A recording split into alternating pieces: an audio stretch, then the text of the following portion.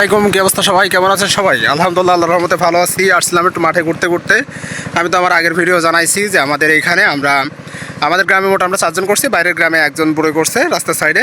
তা এটা হচ্ছে গিয়ে আমাদের হঠাৎ পাড়া কিংবা গুচ্ছগ্রাম বলা হয়, সেইখানে এই ভুঁইটা তার সাইডে জমিটা করা হয়েছিল হঠাৎ করে, মানে সরকার থেকে যে অনুদানে যে বাড়িগুলো করা হয়েছিল তার পাশেই এই জমিগুলো ভাইদের রয়েছে। তারা দুই ভাই থেকে আলমগীর ভাই আর আজ থেকে জাহাঙ্গীর ভাই, দুই ভাই মিলে আজ থেকে খামাটা বড়ই বাগানটা করছে। আলহামদুলিল্লাহ, গাছে ভাইয়েরও খুব ভালো একটা অবস্থা, কিন্তু ভাই এর ভিতরে অনেক কাজগুলোই করছে। অনেক কাজগুলো কি যে এর ভিতরে আগে একটা ফসল ছিল সিম, সেটা উঠাইছে, তার বরবটিনা সিম ছিল সেটা উঠাইছে।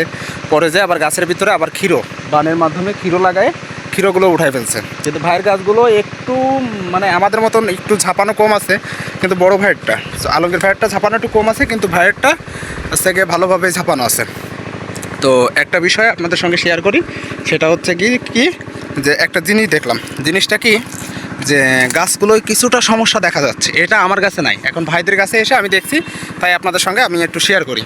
এই যে গাছের যে পাতাগুলো দেখা যাচ্ছে, এই যে পাতা, একটা সিঁড়ি, এই যে পাতা, এই পাতা পোকে খেয়ে যাচ্ছে। এটা ভালোভাবে কোনো ট্রিটমেন্ট কিংবা কোনো কিছু নাই। এই যে ডায়ো কিংবা থেকে পাতাগুলো এই যে অর্ধেক পচে যাচ্ছে কিংবা অর্ধেক খেয়ে গেছে সম্পূর্ণটা। এটা একটা কিন্তু জটিল একটা রোগ। এটা যদি ভালোভাবে যদি আক্রমণ করে ফেলে বড়ই, এর থেকে পাতার থেকে আস্তে আস্তে পাতার থেকে শুরু করে এটা গাছে আস্তে আস্তে এটা ছড়িয়ে যাবে। আর আরেকটা সমস্যা দেখছি যে যেটা সেটা আমি দাঁড়ান আপনাদেরও দেখাই, আপনাদের সঙ্গেও শেয়ার করি যে এই সমস্যাগুলো থাকলে এতে কিন্তু মারাত্মক ধরনের ক্ষতি হবে। ক্ষতি কি?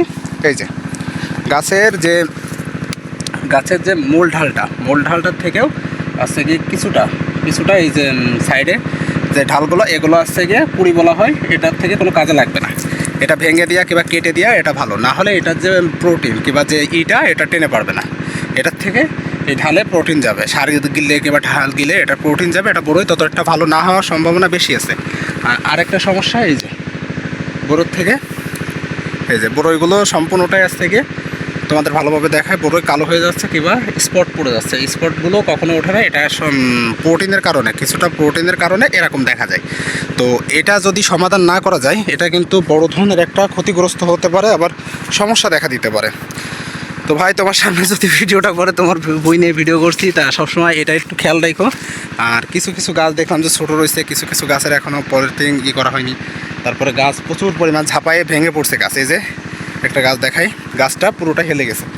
গাছটা পুরোটা ওই দিক থেকে পুরোটা এদিকে পুরোটা হেলে গেছে। এখন এইখানে যদি এইভাবে বাঁশ দিয়ে উঁচু না করে দেওয়া হয় কিংবা শক্তিশালী একটা বাঁশ না দেওয়া হয়, পরবর্তী ঝড়ে কিংবা ফলের চাপে এটা ভেঙে পড়বে। এখনও সময় আছে, সমস্যা নাই, এখনও সময় আছে যে এটাকে বাঁশ দিয়ে এটাকে ঠিক করা যাবে। কিন্তু এই ভুঁইতে তাড়াতাড়ি প্রফেশনালভাবে ভালোভাবে ট্রিটমেন্ট দিতে হবে। ট্রিটমেন্ট না দিলে বড়ইগুলোর প্রচুর পরিমাণে একটা ক্ষতি হয়ে যেতে পারে। কারণ এই যে আক্রমণটা এটা যেটা হয়ে গেছে সেটা শেষ, ওটা আর কোনো কাজে লাগবে না। ওটা স্পট পড়ে গেছে মানে ওটা শুকায় গেছে, ভিতর থেকে এক ধরনের পোক লাগে কিংবা এক ধরনের ভাইরাস জাতীয় রোগ। এটা যদি এটা শুয়ে ফেলে তাহলে এটা আর কোনো কিছু করার থাকে না। তো সবাই ভালো থাকবেন। আসসালামু আলাইকুম।